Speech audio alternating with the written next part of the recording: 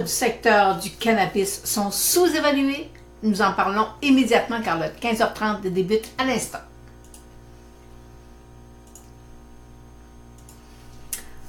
Alors bonjour, nous sommes mardi le 20 février, journée assez particulière aussi. On a quand même là je vais aller revoir, on est quand même là négatif là autant sur surtout sur le marché américain. Marché canadien, ça va quand même relativement bien. On perd juste 13 points sur le marché canadien, tandis que sur le marché américain, on est tout près de baisse de 280 points. Alors, aujourd'hui, je vous fais, je vous demande, est-ce que les titres du secteur du cannabis thérapeutique sont présentement surévalués ou sous-évalués? Alors, vous savez, jeudi dernier, je vous ai fait l'analyse de quelques titres et là, je suis allée voir tout le fondamental et pour être capable d'aller vérifier, voir selon mon modèle à moi, combien devraient se transiger les titres du secteur cannabis par rapport aux bénéfices prévus. Alors, fait qu'on va en reparler tout à l'heure. Fait qu'on va parler aussi, on va voir le Dow Jones, on va voir avec le VIX, on parle du Nice ILO Index, ma courbe de distribution, et on a des petites questions là, de quelques titres. Alors, fait qu'on devrait avoir là, on va commencer à se faire un peu là une idée là comment se comporte le marché. Selon moi, c'est rien de dramatique, on est en repli, mais je commence à avoir des signes de faiblesse sur des titres que j'avais au départ analysés, évalués selon mon modèle et je disais ils sont surévalués. Alors pour moi, ça vient juste confirmer que le marché va s'ajuster là d'ici les prochains mois par rapport à certains titres. Alors, vous savez, dans le marché boursier, des multiples de 30 fois les bénéfices ou plus de 100 fois, c'est intenable. Okay? Alors, à un moment donné, le marché va se réajuster puis on va revenir au niveau là, d'une croissance normale. Mais on le fait quand même, il n'y a rien de dramatique. Puis il ne faut pas oublier non plus, demain, c'est quelques banques. On commence à avoir des résultats bancaires. Alors, et vous savez, vous connaissez ma phrase, les banques, il faut qu'ils en fassent de l'argent, parce qu'ils ont notre argent. Alors, fait que c'est, moi, je veux dire, faut que les banques soient rentables. Puis présentement, en tout cas, dans le marché, ils y sont.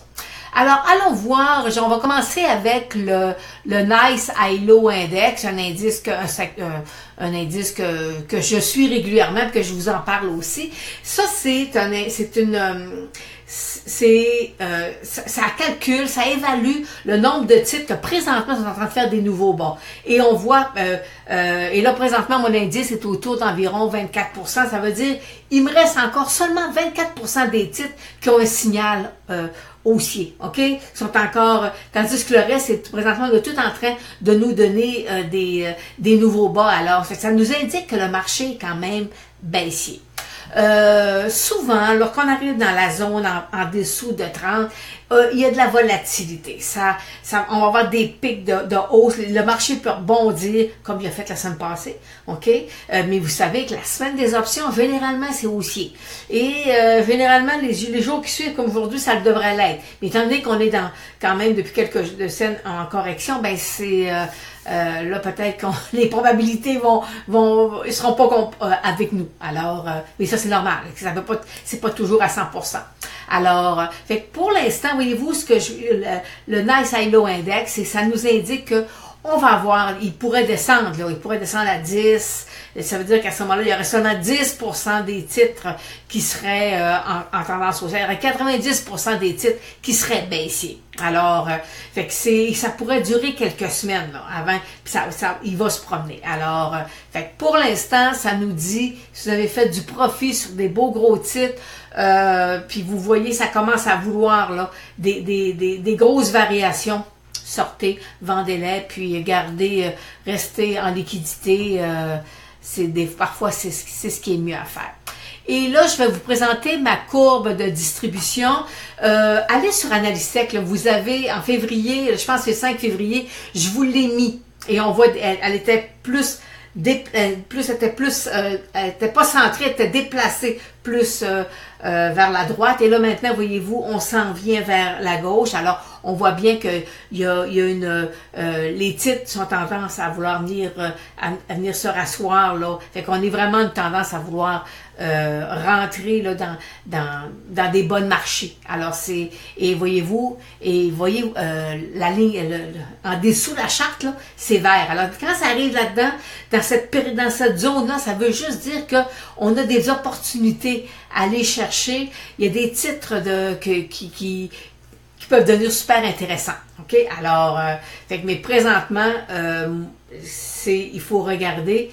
C'est peut-être pas nécessairement le temps d'aller acheter un titre.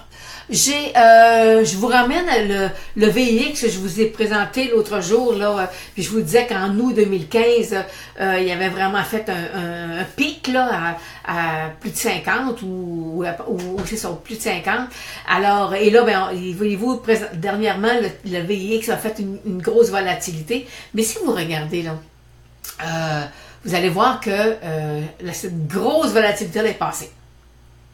On va en avoir d'autres, là, intérimaires, là, mais on n'aura pas ce qu'on appelle dans le marché un sell-off. Quand la volatilité montait à 50, là, je vais vous dire, en affaire, c'était, écoutez, on l'a vu, là, on a perdu une journée, on a eu une variation de 1500 points, ou 1600 points, là.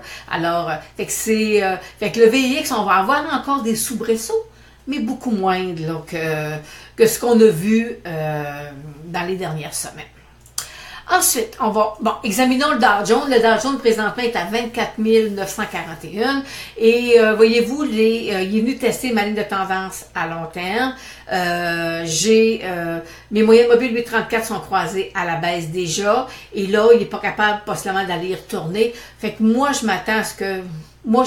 J'ai un 23 000 points là, qui serait possible sur le Dow Jones. Mais on va avoir des variations de 300 points. Là. Préparez-vous, on va en avoir là, pendant les prochaines semaines. Et j'ai presque le goût de vous la montrer. Regardez, là, on aurait peut-être une tête-épaule de sommet, là, qui est peut-être en train de se former. Il y a une petite formation, alors, fait que on va y revenir, là, mais ça pourrait être quelque chose, là, qui pourrait arriver, là, d'ici l'automne. À l'automne, là, ça pourrait être peut-être un peu plus baissier, mais pour l'instant, là, on est au-dessus de la moyenne mobile 200 jours. Alors, déjà, au départ, on a un support. On est au-dessus aussi de ma ligne de tendance haussière. Alors, fait que pour l'instant, là, on pourrait passer quelques temps, là, dans cette zone-là. Mon titre symbiose avec le Dow Jones, c'est Home Depot, qui a affiché des résultats aujourd'hui, mais qui sont rien d'excitant, mais rien aussi dramatique aussi. C'est juste normal, là, si j'ai lu vite, là. Et naturellement, il baisse comme le marché. Alors, il est en petite correction aujourd'hui, exactement comme le marché. Alors, si vous avez un titre, les traders avaient un titre à transiger, ça peut être quelque chose d'intéressant, le titre de Home Depot. Walmart, je suis baissière sur le titre au départ. Et là, aujourd'hui, les résultats sont moindres, mais quand même pas énormes, là. Ils ont fait 1,33 au lieu d'une 1,36, c'est pas dramatique, là. Mais le titre perd quand même 10%. Alors, il y a un beau gap à fermer autour de 90, puis j'ai ma ligne de tendance à long terme qui passe autour de 95. Alors, qu'il pourrait venir se rasseoir sur sa moyenne mobile de 100 jours, là, ça serait quelque chose de possible. Alors, est-ce que Walmart c'est un achat présentement? La réponse c'est non. Non. Alors maintenant, allons voir le marché canadien. Le marché canadien, le TSX, voyez-vous, lui, il est coincé entre mon support à 15 000 et ma moyenne mobile 200 jours qui est autour de, je pense, c'est 15 900 ou 15 700. Là, je suis un peu loin pour...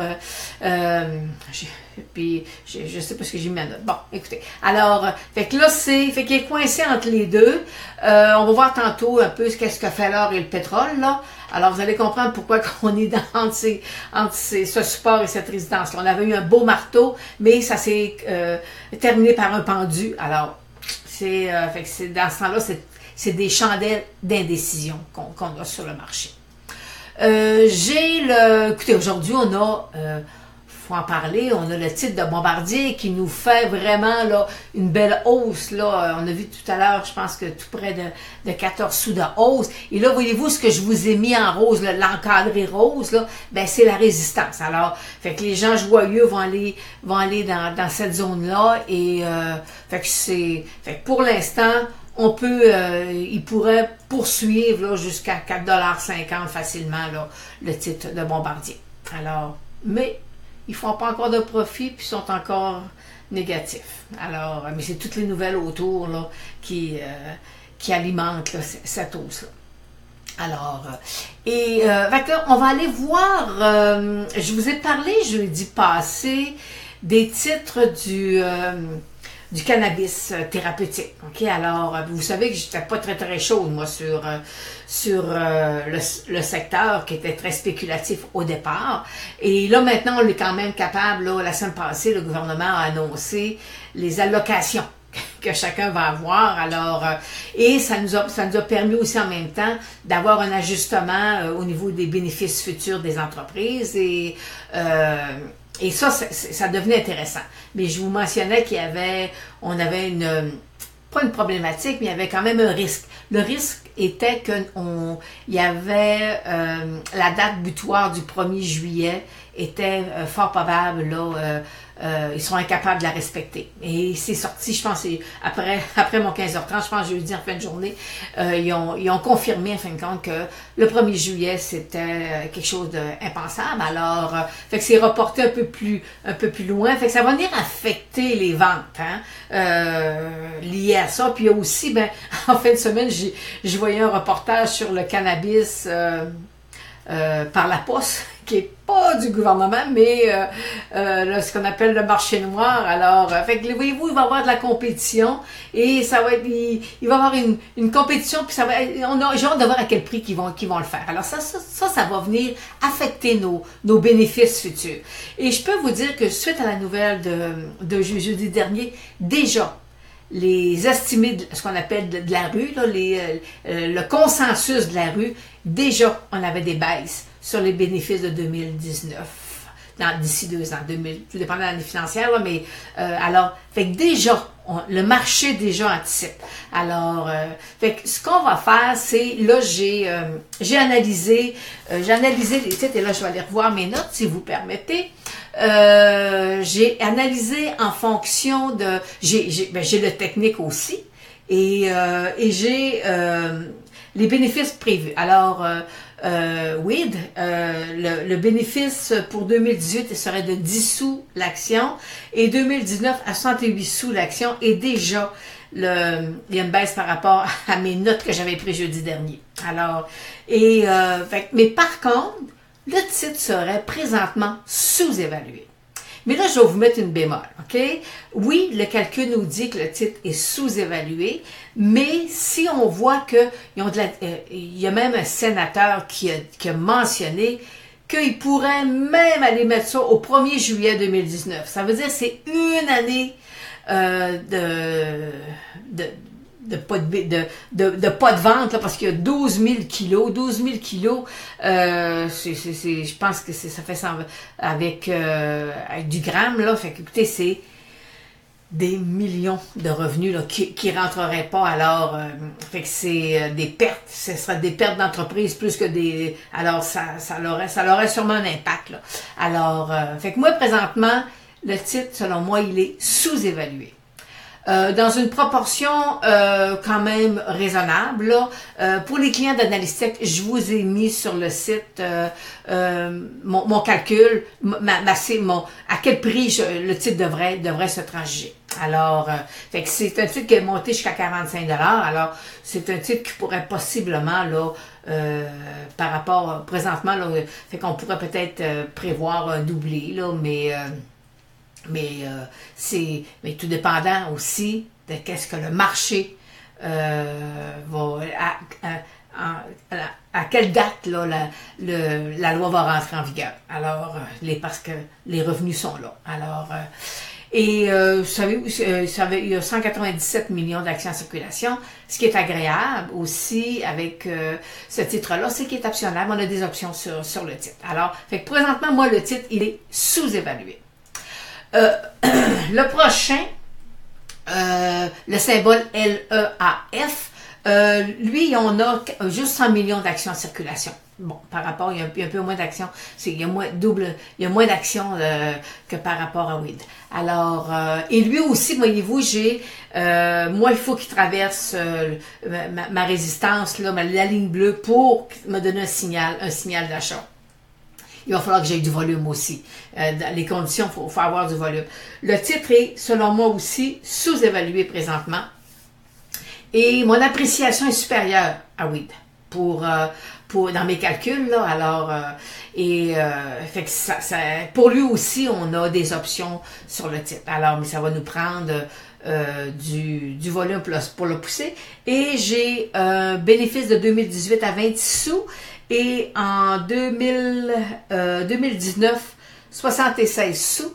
Et jeudi passé, j'avais un bénéfice de 86 sous, un estimé de la rue. Alors, voyez-vous, lui était très affecté par la nouvelle là, de jeudi dernier. Bon, alors, mais je suis quand même haussière sur le titre.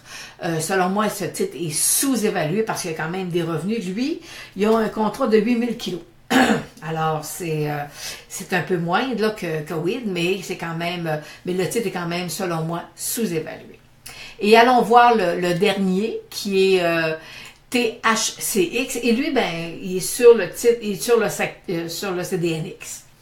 Et lui, il n'y a pas d'option. Alors, comparativement aux deux autres, il n'y a pas d'option. Les bénéfices prévus sont de 11 sous et 43 sous pour 2019, mais c'est pas un titre à 20 $, c'est un titre à 4 $. Okay? Alors, et on voit qu'il y a eu du volume dernièrement. Alors, selon moi, ce titre-là, il est sous-évalué et dans mon évaluation, c'est le meilleur. Alors, sur le site d'Analystech, vous avez ma cible là, à combien le titre devrait se transiger. Est-ce que c'est un achat présentement? Selon moi, non. J'ai besoin que le titre perce une résistance pour être capable, après ça, poursuivre sa montée. Mais il y a quand même du potentiel, fondamentalement parlant, sur les titres, à la condition que les bénéfices prévus soient en place. Si jamais, pour une raison X, on prévoit que dans 2019, c'est pas 43 sous par action qu'on va avoir, mais qu'il prévoit d'en donner juste, exemple, 18. Écoutez, là, toutes mes cibles ne marchent plus, ne fonctionnent plus. Alors, moi, régulièrement, je vais aller évaluer, voir tous les objectifs, là, le consensus de la rue. Puis moi, je travaille avec le consensus de la rue lorsque je fais une analyse fondamentale sur le titre. Alors, puis ces titres-là, ils ne versent pas de dividendes, hein, sont en croissance. Alors, fait que ça peut être quelque chose d'intéressant à mettre dans un portefeuille, une petite portion, là. Fait qu'on va les suivre là, régulièrement là, sur le site d'Analystech. Je vais les suivre là, parce que j'ai du fondamental. Et après ça, de temps en temps, je vais sûrement avoir des questions des gens pour savoir, Lynn, qu'est-ce que tu penses de nos petits types de cannabis? Alors, thérapeutique. Alors, petite question, on me demande, Lynn, pourquoi parfois on va suspendre un titre boursier? On va suspendre un titre boursier parce que parfois il peut y avoir une nouvelle qui va sortir sur le titre. Ça peut être une nouvelle qui est positive ou négative. Il peut y avoir aussi un dépôt des états financiers. Il peut y avoir trimestriel ou annuel. Souvent, ils vont faire ça après la fermeture des marchés. Mais des fois, ils peuvent le faire directement en cours de journée. Il peut y avoir aussi un financement qui est annoncé, alors ils vont suspendre le titre. Parfois aussi, il y a trop de volume sur un titre boursier. Tout d'un coup, généralement, il y a 300 000 de volume moyen. Puis là, on est rendu à 3 millions. Et là, la bourse va suspendre, puis ils vont demander à l'entreprise, avez-vous une nouvelle à sortir? Avez-vous quelque chose qui vient justifier l'engouement sur votre titre? Et souvent, ce qu'on entend, c'est que non, il y a rien, il y a rien de prévu. Alors, fait que parfois ils vont le faire. Parfois aussi, le titre, il peut être suspendu pour quelques heures, quelques jours, et oui, des fois il peut être suspendu pendant plusieurs mois. La compagnie n'a pas émis les états financiers, les résultats, alors elle a tant de mois pour les mettre. Alors, fait que parfois, c'est ce qui peut entraîner là. Et aussi, le titre peut être en arrêt de transaction parce qu'une de ses filiales est en train d'annoncer une nouvelle. Puis des fois, c'est peut-être pas une nouvelle qui est intéressante, ou alors souvent aussi, la maison mère sera suspendue là, si ça peut affecter. Alors, fait que voyez-vous, il y a plein de raisons là pour qu'un titre soit en arrêt de transaction. Mais ou des fois, c'est simplement délisté du secteur. Des fois aussi, ils vont le prendre, ils vont en arrêt de transaction, puis ils vont le switcher, ils vont prendre du TSX, ils vont l'envoyer sur le CDNX. Alors, c'est tout ça qui fait que parfois, on a un petit peu, il y a une suspension au niveau du titre boursier. Une autre question au niveau de... et celle-là, je la trouvais un petit peu hot, je vais vous avouer, là. On me dit, transférer dans le CELI un titre boursier dans le but d'éviter de payer de l'impôt. Et la réponse, c'est non. Vous pouvez le transférer, mais vous ne pouvez pas vous soustraire à l'impôt. Alors, parce que si vous pouvez prendre un titre dans votre portefeuille régulier et le mettre dans votre CELI, si vous avez de la place aussi, parce que présentement, là, le plafond est de 57 500, parce qu'on a eu des années à 5 000, 5 500, on a eu une année à 10 000 $. Et fait que présentement, on est à 57 500. Pour qu'on peut mettre dans le CELI. Alors, vous pouvez prendre un titre régulier dans votre compte régulier et le transférer dans votre CELI. Si vous avez du gain sur le titre, vous allez devoir vous imposer sur le gain. Même s'il n'y a pas eu de disposition comme telle, vous ne l'avez pas vendu, mais selon la loi fiscale, il y a eu disposition parce que vous l'avez transféré dans le CELI. Alors, vous allez devoir payer l'impôt. Si, malheureusement, vous êtes à perte, vous ne pourrez pas, la perte vous sera refusée. Alors, ils ne voudront pas que la perte est refusée. Et c'est les mêmes règles pour le REER aussi. Alors, fait que c'est deux petites règles, là, parce qu'on est là dans les contributions REER. Alors, des fois, ça peut être intéressant de prendre un titre et de le mettre dans le REER, puis d'avoir toute ta déduction fiscale. Mais en même temps, tu dis, je vais aller payer de l'impôt, mais j'étais à 50% sur mon gain imposable. Fait que des fois, c'est c'est de la fiscalité là, qui sont des fois parfois intéressantes à prendre. Alors, j'ai Nicole qui me demande AEW. Vous savez, j'étais haussière sur le titre. Le titre a atteint mon objectif. Et là, présentement, il a cassé. Il est venu tester sa moyenne mobile 200 jours. Alors, tant qu'il n'aura pas traversé sa moyenne mobile 200 jours, pour moi, c'est pas un achat parce que, voyez-vous, à chaque fois, il nous fait des bas toujours plus bas. Alors, fait que c'est pas, pour moi, c'est pas intéressant comme tel. Ensuite, alors, on va aller voir l'or. L'or aujourd'hui, ben là, je vais aller voir en temps réel là, si on a une bonne variation. Mon pétrole est à 61,54 et je vais aller voir mon or, que tout à l'heure, il est toujours au même prix, à 1330 l'once. Alors, voyez-vous là, j'ai un bon support à 1310. Il est là. Mais regardez, je vais vous mettre l'autre graphique. Regardez la figure technique qu'il y a présentement sur l'or. C'est que nous avons un beau M. Alors, si jamais il perçait sa ligne de coup, le 1310, là, si jamais il la perce, là, ben, le 1240, possiblement, ça serait son point d'arrêt. Alors, ma ligne de coup, qui était tout à l'heure, je vais aller vous remettre le support.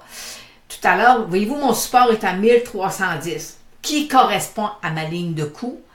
Et ma ligne de coup, ben à ce moment-là, si elle est cassée, on va aller à 1240. Là, ça serait l'objectif qu'on aurait sur l'or. Alors, soyez certains que le TSX ne fera pas des miracles, okay, sur le marché. Ensuite, nous avons le pétrole qui est à 61 $, tout à l'heure, et 50 quelques, là. Et là, voyez-vous, moi, j'ai toujours un support à 59,60. Puis, ben, le support, on pourrait l'extensionner un peu, aller le pousser là, autour de le descendre autour de 56. Alors, c'est des choses qui sont fort possibles là, présentement. Là, c'est possible.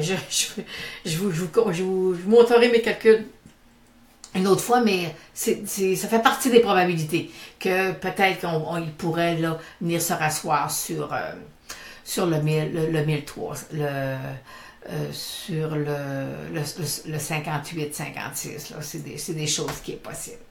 Alors, fait que c'est ce qui est aujourd'hui. Alors, on va aller revoir la fermeture. Présentement, nous sommes... Oh, c'est quand même... j'ai parlé beaucoup. J'ai un bon Facebook Live. Alors, aujourd'hui, le marché américain est en baisse de 227 points. On est à 24 994. On va peut-être... Là, ils veulent... Là, on les voit aller. J'ai l'impression qu'ils veulent fermer à plus 25 000. Là. 25 000, c'est psychologiquement pour eux autres, c'est important. Et le TSX, voyez-vous, est en baisse seulement de 4 points, 84 points. On est à 15 447. Alors, fait que c'est quand même des beaux... c'est moins pire sur le marché canadien. Alors, fait qu'on va se revoir jeudi. Si vous avez des questions, des commentaires à me faire, alors allez les mettre en dessous du 15h30 d'aujourd'hui. Fait que comme ça, pour moi, c'est plus facile là, de les retrouver. Alors, parce que sinon, des fois, si vous me les envoyez un peu partout, j'ai de la misère là à retrouver là, les informations. Alors, et comme j'aime ça, ben vous répondre. Alors, j'aime ça. Faut pour que ça soit pour moi facile. Alors, c'est ce qui termine aujourd'hui le Facebook Live et je vous remercie de me suivre. Et si vous aimez, ben partagez la vidéo. Et sinon, ben, on se revoit jeudi prochain avec un nouveau 15h30.